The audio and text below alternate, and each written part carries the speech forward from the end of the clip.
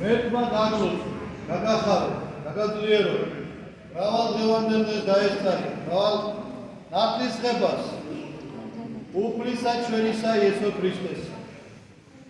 ლევანდელი საცისფრო სახარებას და წირვის სახარებას მოგვითხრობდა მაცხოვრის ნათლისღების შესახებ.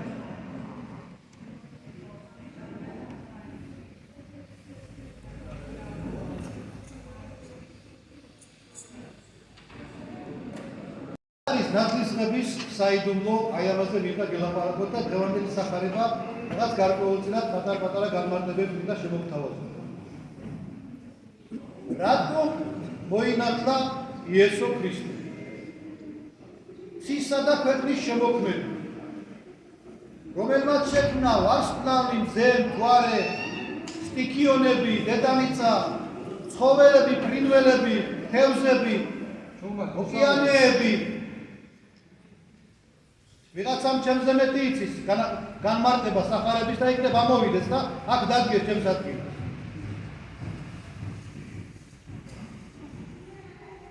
ყოვლის შემოქმედმა და ყოვლის შემქმნელმა ღმერთმა მოვიდა თავი დაიმდაბლა და იორდანეში იოანესაგან ნათლისმცემა მიიღო. რატო სჭირდებოდა იესო ქრისტეს ნათლობა? განკაცებულ ღმერთს ისა და ქვეყნის შემოქმედს ნათლობა სჭირდებოდა? არა, რა თქმა უნდა.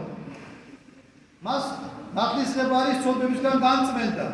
ცოდვებისგან განწმენდა სჭირდებოდა იესო ქრისტეს? რა თქმა უნდა არა.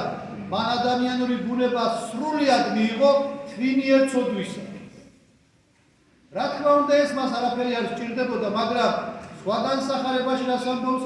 არამედ დახსნა და არამედ აღსრულება რჯულისა.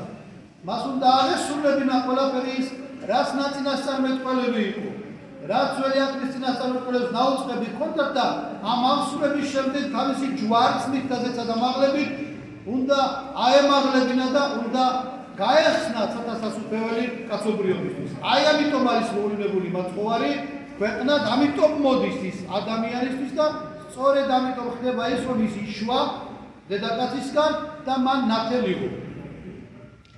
გახსოვთ თქვენი სიტუაცია, მოდის იორდანეში, იოანე ნათლისმცემელი დგას იქ და ეუბნება იოანე, რომ შენგან მიხს ნათლისღება და შენ ჩემთან მოხვალო? რატომ ეუბნება იოანე ამას? იოანემ მაშინ განკაცებული ღმერთი დაინახა? იოანე, გახსოვთ თქვენ როგორ გაიზარდა? უდაბნოში გაიზარდა. ლოცველია, ქალწულია, მართალია, წინასწარმეტყველია და მას აქვს ჭვრეტა, მას აქვს სულიერი ხედვა. ის, რასაც ზოგიერთი ვერ დაინახავს, სხვა დაინახავს. ზოგჯერ ხედავთ და ვერ ხედავთ. ზოგჯერ ჩვენ ვერ ხედავთ, ვიღაცა ხედავს. არის ასეთი შემთხვევები. იოანე ნათლისმცემელმა დაინახა, რომ ის ვინც მოვიდა მისი ბიოლოგიური ნათესავი იორდანეში ნათლისღებაზე, ის მასზე უფრო დიდია. და ამიტომ ეუბნება, რომ მე შენგან მიხსო, ანუ შენ ხარ უპირატესი და შენ ჩემთან მოხვალო? და მაცხოვარი ეუბნება, რომ აღასრულე ის დაწერილია. ანუ ის უნდა გავაკეთოთ, რაც დაწერილია. ის უნდა აღვასრულოთ, რაც არ სასურველია. სწორედ ამიტომ ნათელს იღებს მაცხოვარი და რა არის მთავარი დანიშნულება მაცხოვრის ნათლისღებისა? თქვენ იცით, რომ წმინდა მამები გვასწავლიან, რომ კაცობრიობა თავისი ცოდვებით ძალიან შელახა საკუთარი ბუნება. ადამიანის დაცემიდან მოყოლებული ვიდრე წარმოგვამდე ძალიან ცუდი, ძალიან საზიზღარი, ასე ვთქვათ, ცოდვებით იყო კაცობრიობა შეპყრობილი და წარღვნის დროს წყლები შეილახა.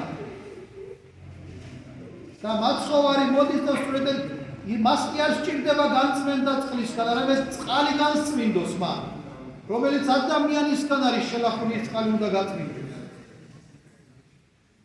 იოანე ოქროფირი ამბობს ამ ადგილას, რომ როცა განმარტავს, რომ დღეს, ნათლისღების დღეს, თუ ეკლესია არ არის თქვენთან ახლოს, თუ ხელი არ მიგიწვდება, რომ ნათლისღების დღეს ტაძარში მიხვიდა და ნაკურთხი წყალი წამოიღო იქიდან, წადი და ნებისმიერი წყარო ამოიღე და ნებისმიერი წყარო ნაკურთხია დღეს.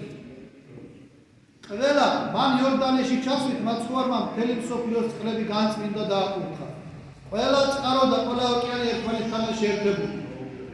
ეხლა გეოგრაფიის მასწავლებლები შემედავებიან, რომ კასპიის ზღვა არის, არალის ზღვა, ბაიკალის ზღვა, ამ ტბებსაც აქვს რაღაცა ქვედინებები მიწისქვეშა, რომელიც შეერთებულია მსოფლიო ოკეანესთან. ასე რომ ერთი წვეთი ნაკურთხი წყალი საკმარისია იმისთვის, რომ ოკეანე ეკუთვნოს. ზოგიერთი მოდის სამწუხაროდ და 5 ლიტრიანი უნდა მოიტანოს აუცილებლად, ან თუ 20 ლიტრიანი უნდა მოიტანოს და იმით უნდა წაიღოს. არ არის აუცილებელი. თუ ერთი წვეთი ნაკურთხი წყალი ოკეანეს აკურთხებს, შედარებით რომ ერთი ბოთლი წაიღე და საკმარისია შეიძლება. გავაგრძელოთ სახარების თხრობა. რას ამბობს მაცხოვრო? ჯერ აღასრულეო და ამის მერე ხდება ამისი შთანხმება და სწორედ ამ დროს ხდება განცდა მსოფლიო წყლებისა. და იორდანე მართლუკუნი ქცაო, ასე წერია სახარებაში. ანუ ბუნებრივი წესი წყალი ქვემოთ მიედინება.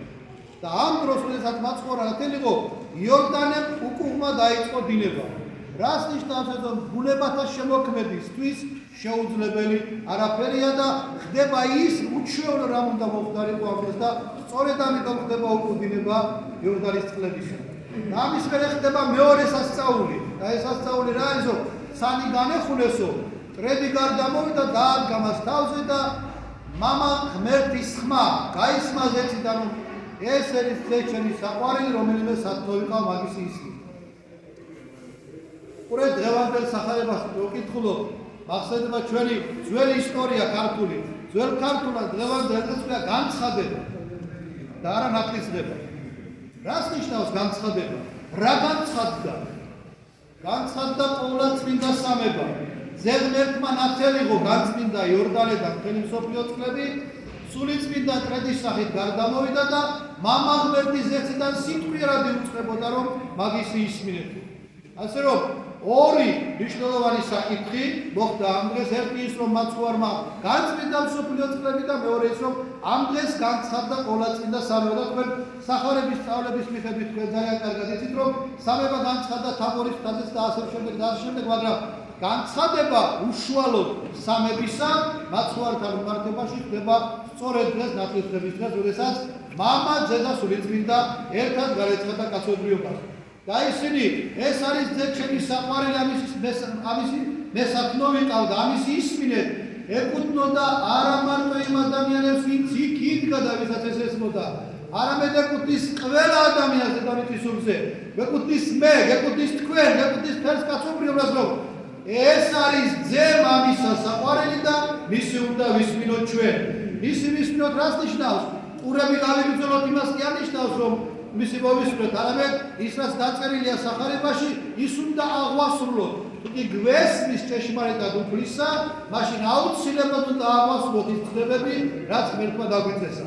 ღმერთმა ინებოს, რომ ჩვენს ოჯახებში, ჩვენ საქართველოში და ყველა მართლმადიდებელ ადამიანში განცხადდეს ყოვლადწმინდა სამება სრულიად, განცხადდეს ყოვლადწმინდა სამება ჩვენს კულებში და მისი მადლით და წყალობით დალოცული ყოფილიყავით თქვენ, თქვენი ოჯახები და სრულიად საქართველო.